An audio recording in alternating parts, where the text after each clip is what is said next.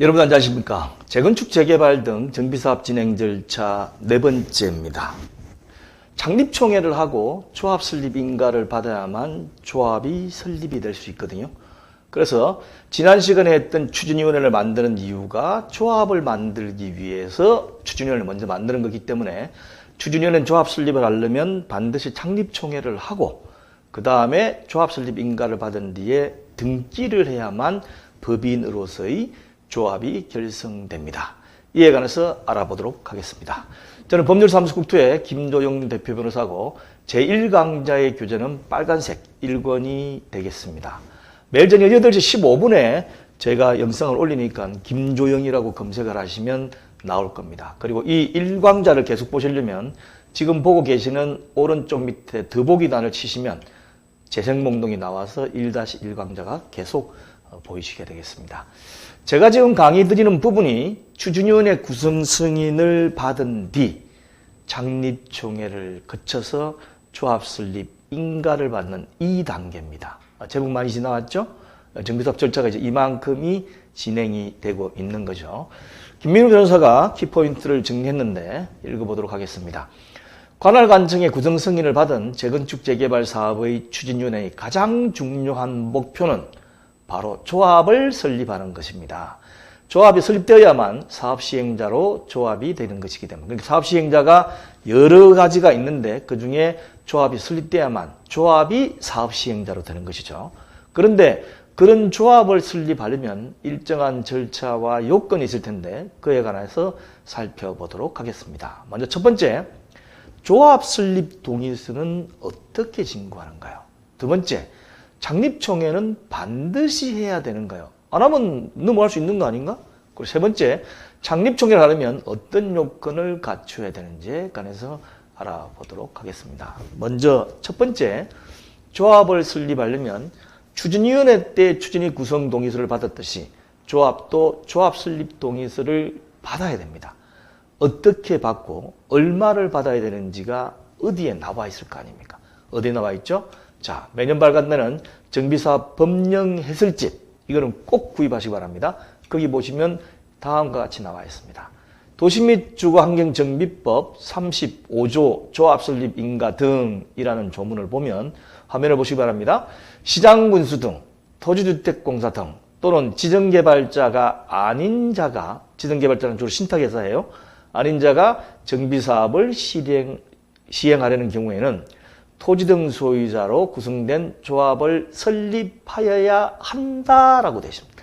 한다, 할 수 있다가 아니고 조합을 반드시 설립해야 됩니다. 그런데 조합 방식으로 가지 않고 20인 미만이 돼가지고 토지 등 소유자가 직접 재개발 사업 시행하는 경우는 조합을 설립 안 해도 되죠. 그래서 어쨌든 토지 등 소유자가 조합을 설립해야만 된다.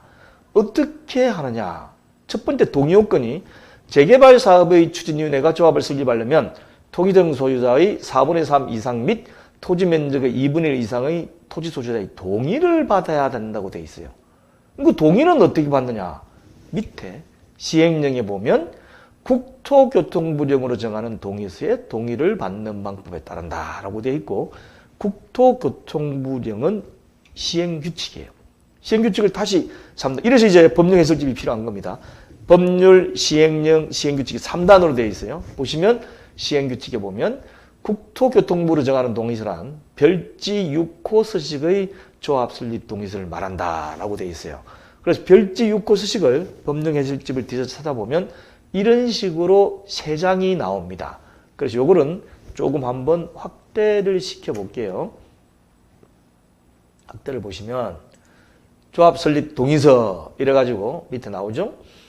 여기 보시면 이제 연번, 추진위 때와 마찬가지로 연번이 부여가 되고 그 다음에 동의자 인적사항을 기재를 하고 첫 번째는 주로 동의자 인적사항, 자기가 가지고 있는 소유권 현황, 부동산이죠. 거기에 대해서 주로 기재를 하고 그 다음에 두 번째 면을 보면 이것도 확대해 보겠습니다. 화면을 보시기 바랍니다. 이것도 보면 동의 내용이 들어가 있는데 동의 내용에 조합 설립 및 정비사업 내용이라 그래가지고 신축 건축물의 설계개요, 공사비 등 정비사업에 드는 비용을 기재하도록 되어 있습니다. 그래서 미리 추진위원회에서 이걸 대략적으로 정비업체가 계산을 한 다음에 인쇄로 다 집어넣죠. 넣어가지고 인쇄를 하는 게 나으니까. 그 다음에 이제 비용의 부담에 관한 사항에 관해서 나오는데 이것도 부동문자로 거의 돼 있습니다. 그 다음에 신축 건축물 구분 소유권의 기술경한 사항도 부동문자로 거의 정해져 있습니다. 자, 그 다음 면, 마지막 면입니다. 마지막 면도 보시면 다음과 같이 내용이 되어 있어요. 조합 정관 승인, 정비사업 시행 계획서, 그 다음에 봉의서를 제출한 경우에도 뭐 처리할 수 있다든지 이런 내용.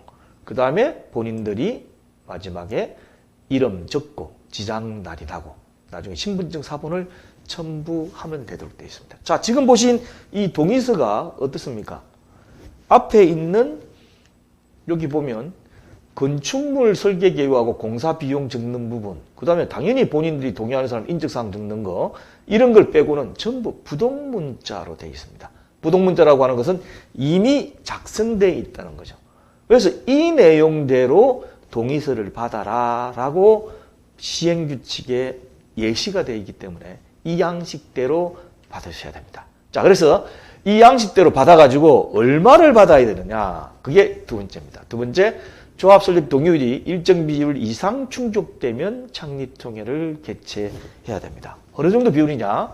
아까 보신 도시및주거정비법 재개발 사업의 경우에 보면 토지 등 소유자 4분의 3 이상 및 토지 면적 2분의 1 이상을 받아야 되고, 재건축 사업의 경우는 주택단지 공동주택 각 동별 소유자의 과반수 동의, 그 다음에 주택단지 전체 구분 소유자의 4분의 3 이상 및 토지 면적의 4분의 3 이상 이렇게 되어 있습니다. 그러니까 재건축 사업이든 재개발 사업이든 그의 소유자의 대략적으로 4분의 3 이상을 받아야 된다라고 생각하시면 돼요. 구체적인 건 약간 다릅니다. 그건 다음 제2강좌 때 말씀드린 거고, 자, 이런 식으로 해가지고 재개발 사업과 재건축 사업의 동의자 수에 맞게끔 동의율을 충족하는 동의서를 거두면 그 다음에 창립총회를 해야 돼요. 창립총회. 근데 창립총회에서는 무엇을 결의해야 되느냐라고 되어 있는데, 김민호 변호사가 키포인트를 할 때에 창립총회를 반드시 해야 됩니까? 라는 거죠. 이게 이 말에 나옵니다.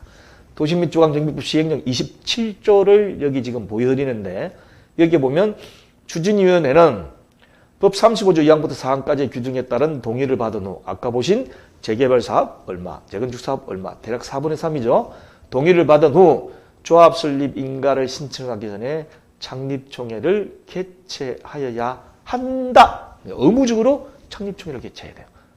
그리고 창립총회에서는 다음 강코의 업무를 처리한다. 첫째, 조합 정관 확정, 그 다음에 조합 임원의 선임, 대의원의 선임, 그 밖에 사전에 통지한 사항인데, 조합 정관을 확정해야 되니까 정관은 미리 만들어야 되죠.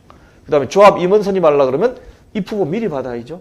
그 다음에 대의원도 마찬가지로 입후보 미리 받아야죠. 이런 것들을 누가 합니까?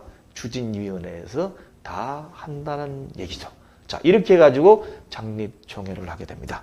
자, 그러면 창립총회를 해가지고 정관도 확정되고 임원도 선출되고 대의원도 선출되면 조합 설립 인가를 관할관청에 신청을 해요.